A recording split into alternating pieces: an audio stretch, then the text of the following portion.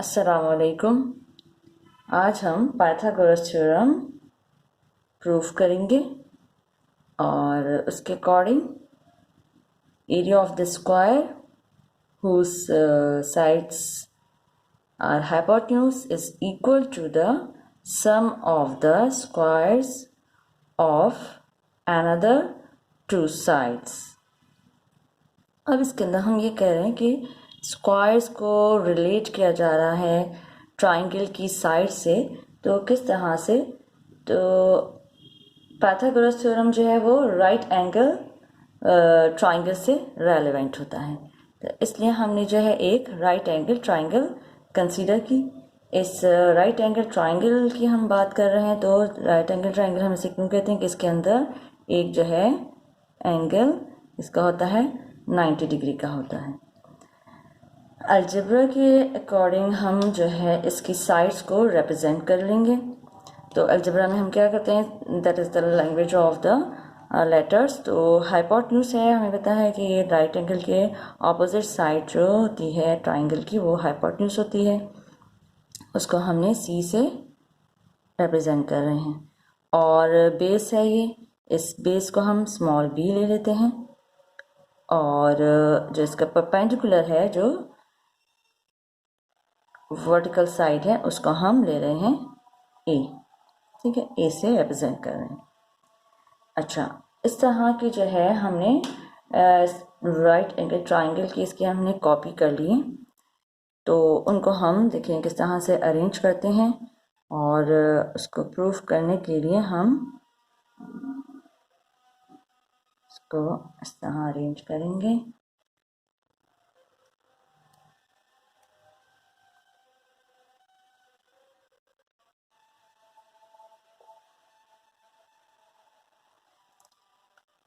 ठीक है। अच्छा, ये हमने इस तरह से अरेंजमेंट किया इसका।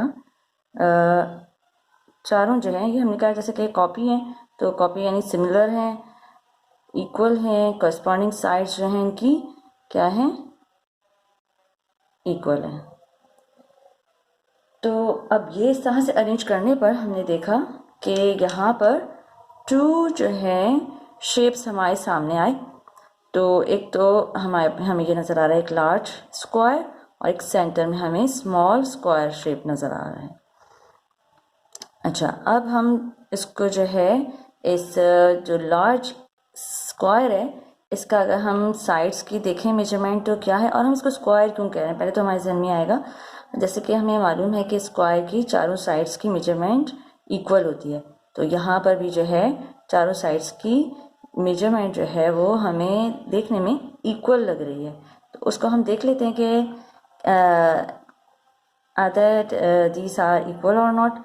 तो हमें इसकी ये साइड को देखते हैं। यहाँ पर हमें यहाँ से इसकी मेजरमेंट जो है वो क्या नज़र आ रही है, यहाँ ये बी हमने कहा था ना, इसको बी, तो बी हो जाएगा ये। और यहाँ पर दिस साइड ये हो रही है यहाँ पर, दैट इज़ ए।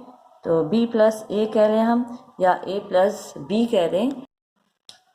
इसी तरह से जो है हम इस साइड की देखते हैं कि यहाँ पर इसकी मेजरमेंट क्या है।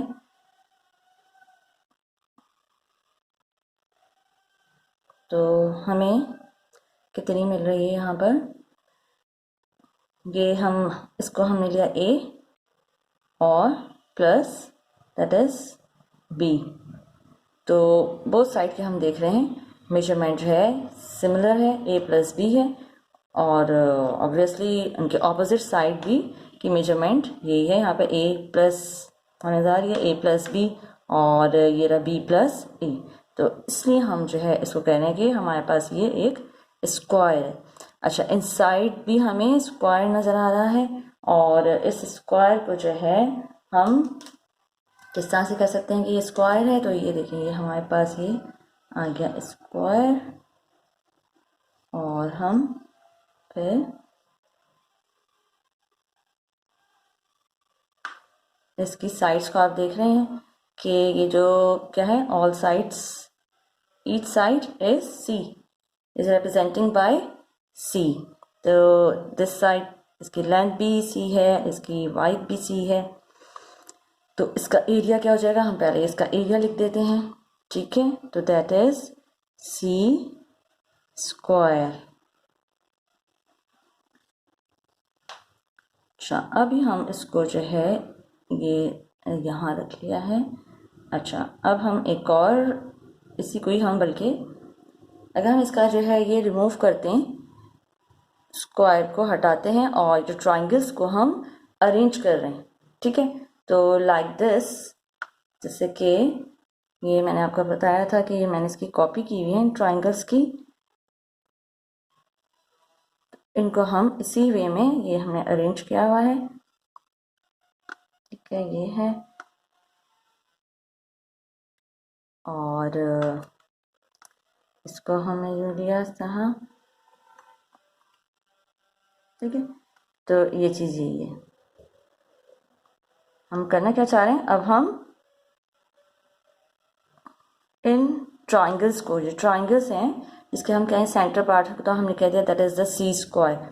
इसको अगर हम इस तरह से अरेंज करें, स्पिन करा हमने इसको ना, तो क्या हो जाएगा, ये इसका हम ले लेंगे इस तरह से, ठीक है।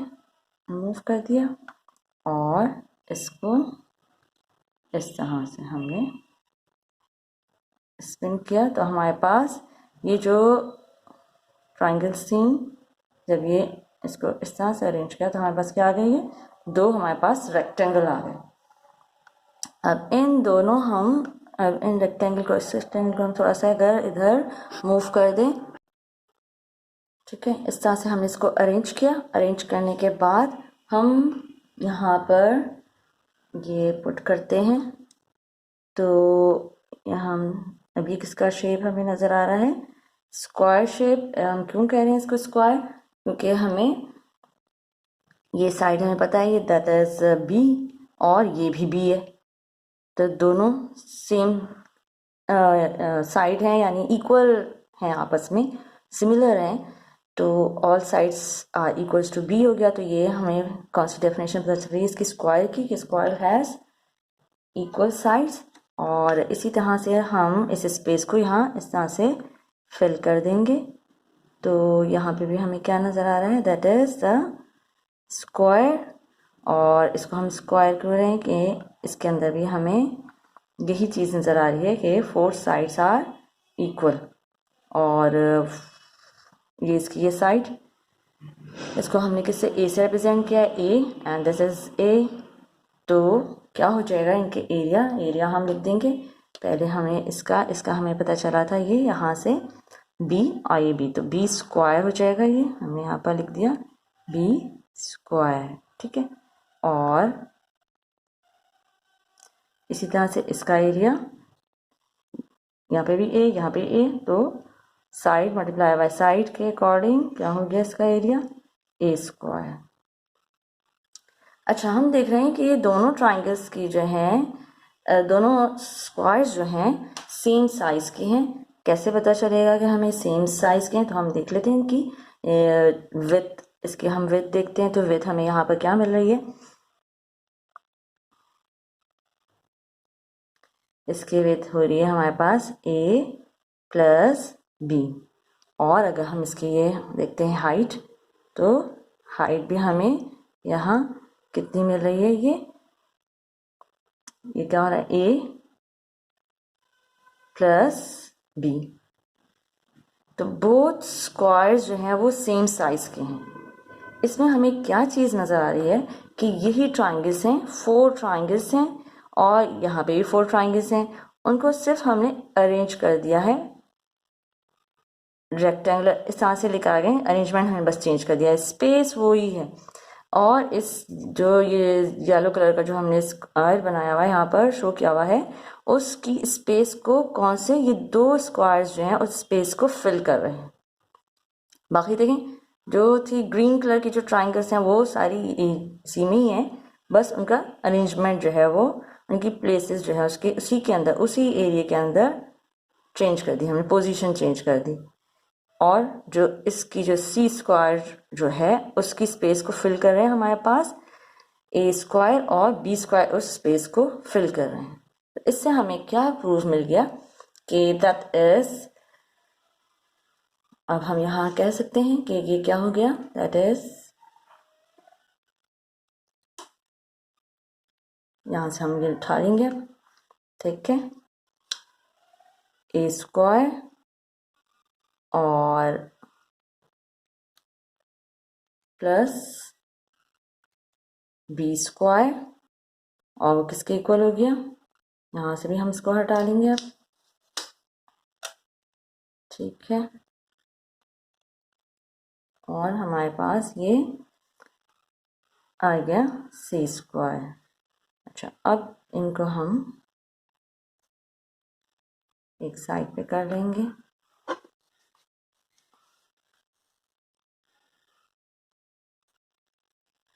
ठीक है,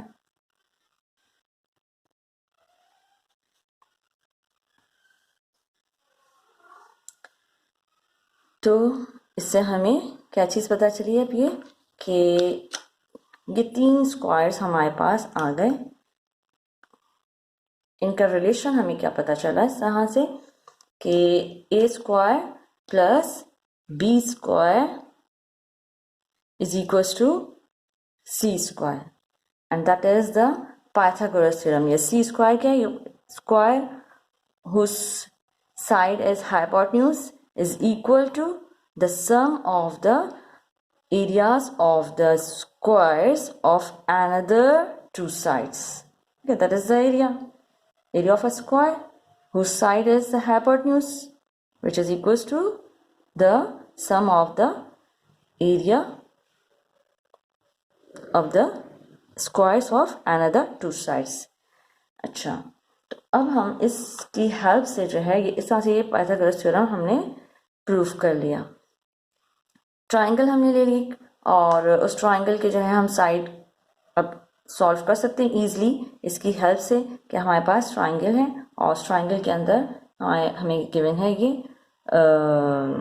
यहाँ पर हमें 3 for example suppose the base is 3 and the perpendicular is 4, तो ये hypotenuse क्या हो जाएगा, that is equals to 5।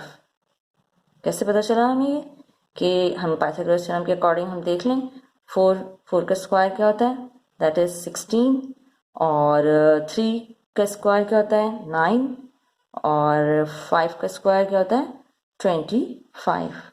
16 plus 9 is equals to 25। इस तरह से हम इस थ्योरम के ज़रिए अगर हमें साइड्स की जो है मेजरमेंट दी हुई हो, 2 साइड्स की मेजरमेंट, तो हम इजीली 3rd साइड की मेजरमेंट फाइंड कर सकते हैं। तो आई होप आप लोग को जो है ये पाइथागोरस थ्योरम अच्छी तरह से समझ में आ गया होगा। तो नेक्स्ट टाइम इंशाल्लाह हम नेक्स्ट वीडियो में हम नई मालूमात के साथ मिलेंगे। और अभी तक अगर आपने सब्सक्राइब ना किया हो तो उसको सब्सक्राइब ज़रूर कर लीजिएगा, लाइक का बटन क्लिक करना ना भूलिएगा। अल्लाह हाफ़िज़।